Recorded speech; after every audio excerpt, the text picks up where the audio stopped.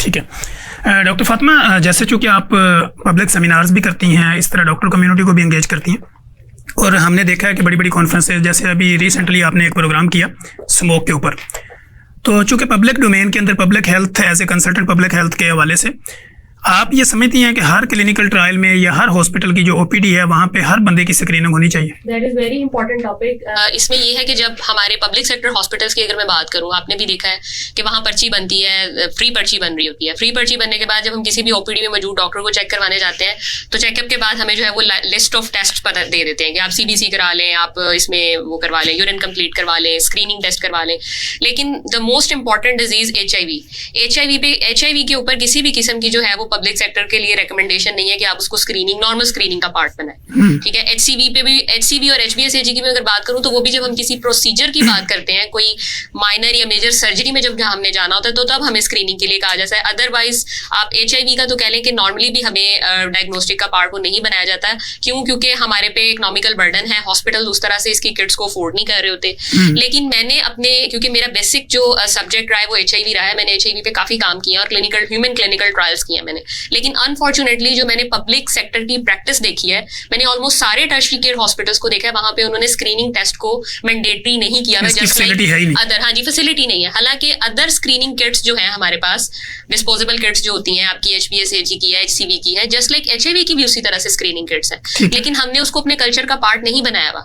बहुत से हॉस्पिटल्स ने इसको कल्चर का पार्ट बनाया हुआ है। यहाँ पे मैं बात करना चाहूंगी, हमारे प्रीवियस एमएस थे सैयद मिठा टीचिंग हॉस्पिटल में, डॉक्टर मसूद साहब, उनको हमने रिकमेंडेशन दी और उन्होंने इस पे आगे बात भी की और वहां पे जो किट्स हैं उसकी अवेलेबिलिटी भी करवाई। और वो सैयद मिठा हॉस्पिटल आपको पता है कि वो आप सेंट्रल है सारा, वहां पे आप समझते हैं कि सेंट्रल लाहौर है और वहां पे इस किस्म की एक्टिविटीज भी, प्रोस्टिट्यूशन भी बहुत कॉमन है, अंदरून शहर है, हाँ जी, किले के साथ साथ जो है। तो वहां पे मैंने आप कह लें कि सेल्फ एफर्ट के through with the help of hospital staff और एमएस साहब की मौजूदगी में जब हमने वहां पे स्क्रीनिंग करवाई तो अच्छा खासा नंबर वहां पे रिपोर्ट हुआ एचआईवी का। और वहां पे इवन जो आप कहें कि जो सराउंडिंग में लोग काम कर रहे थे, जब मैंने उनको अपना एज अ पार्ट, इंटरव्यू का पार्ट बनाया, तो उनमें से भी काफी लोगों को आप कह लें कि एसटीडीज चल रही थी। और एसटीडीज तो आपको पता है कि एसोसिएटेड होती हैं एचआईवी के साथ, लेकिन अनफॉर्चुनेटली उनके साथ किसी भी किस्म का जो है वो पहले स्क्रीनिंग टेस्ट नहीं हुआ था। और जब मैंने उनको कॉन्फिडेंशियलिटी मेंटेन करके उनके साथ मैंने 1-to-1 इंटरव्यू करना शुरू किया तो पीछे हिस्ट्री जो थी वो मल्टीपल पार्टनर्स की निकल रही थी। And the people are still working on different hotels. ठीक है, वो सलाद कटिंग में एंगेज थे, वो खाना पकाने में एंगेज थे। तो ये चीज जब मैंने हॉस्पिटल एडमिनिस्ट्रेशन के नॉलेज में लेके आई तो फिर उन्होंने कह लें कि हॉस्पिटल ने अपनी एक एफर्ट की और पूरा एक स्क्रीनिंग प्रोग्राम किया।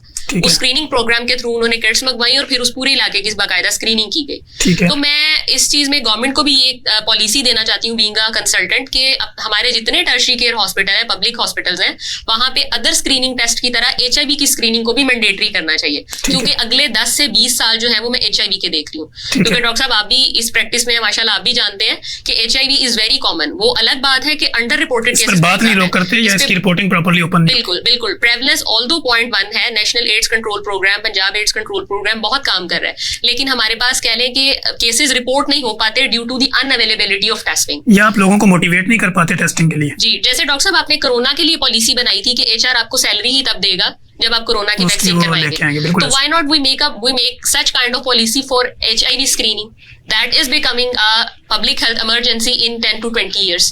तो वो भी एक इकोनॉमिकल बर्डन होने जा रहा है ना। जी।